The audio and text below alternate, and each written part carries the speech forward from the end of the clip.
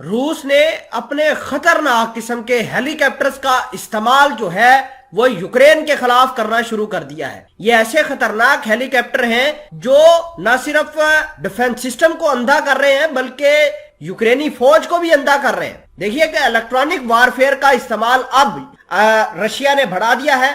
آپ دیکھتے جائیں کہ کس طریقے سے رشیا اپنی وار کو کس طریقے سے ٹریڈیشنل لیول سے اب ماڈرن لیول کے اوپر جا رہا ہے، اور امریکہ نے بہت زیادہ پریشر بھی بنایا ہے کہ رشیا اب امپیریلسٹک سٹائل میں جنگ کرنے کی کوشش کر رہا ہے، جس کی زد میں آدھا یورپ آئے گا، اور یوکرین تو ویسے ہی تباہ ہو چکا ہے۔ اور آپ کو یہ بھی بتا دیں کہ ماسکو نے آج اعلان کیا ہے، یعنی ولادیمیر پوٹن کا ایک بیان آیا ہے کہ ہم یہ چاہتے ہیں کہ ڈی ملٹرائزیشن کریں یوکرین کی اگر یورپ یہاں سے نکلتا ہے۔ اس کا مطلب یہ ہے کہ یورپ یہاں پر موجود ہے، اور جب تک یورپ یہاں سے نکلتا نہیں ہے یوکرین کے کوئی بھی پاسیبل جو ہے وہ پیس نہیں ہو سکتا۔ ہم بات کر رہے تھے کہ الیکٹرانک وارفیئر کا استعمال، رشیا نے ایک ایسا ہیلی کاپٹر استعمال کیا ہے جس کا نام ہے Mi-8 MTPR-1۔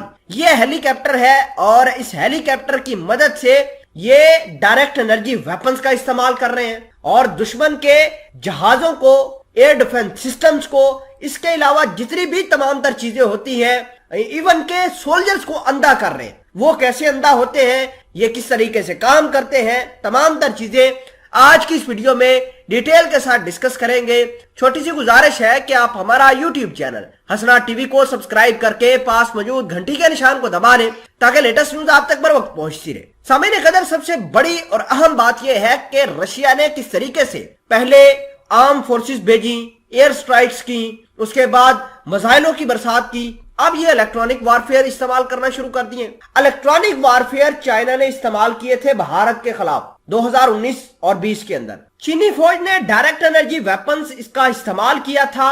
یہ لیزر ویپنز ہوتے ہیں اور ان کی فریکوینسی بہت زیادہ ہائی ہوتی، اور پہاڑوں پر موجود دور دراز جو بھارتی فوجی جہاں پر موجود تھے ان کی چوکیوں کو نشانہ بنایا۔ آدھے فوجی اپنا توازن کھو بیٹھے، آدھے وہاں سے گر کر پاگل ہو گئے، کچھ لوگ دریا کے اندر چھلانگ لگا دی، اور بہت ساری تباہی ہوئی تھی۔ اس پہ میں نے پراپر ایک ویڈیو بنا کر آپ کو دی تھی۔ تو اسی طریقے کا استعمال اب جو ہے وہ رشیا یوکرین کے خلاف استعمال کرنا شروع کر دی، اور یوکرین کے خلاف استعمال ہونے کا مقصد یہ ہے کہ امریکہ کے خلاف استعمال ہونا شروع ہو گئے، اور امریکہ کافی پریشان ہے کہ اس تمام تر چیزوں کو کس طریقے سے ٹیکل کریں۔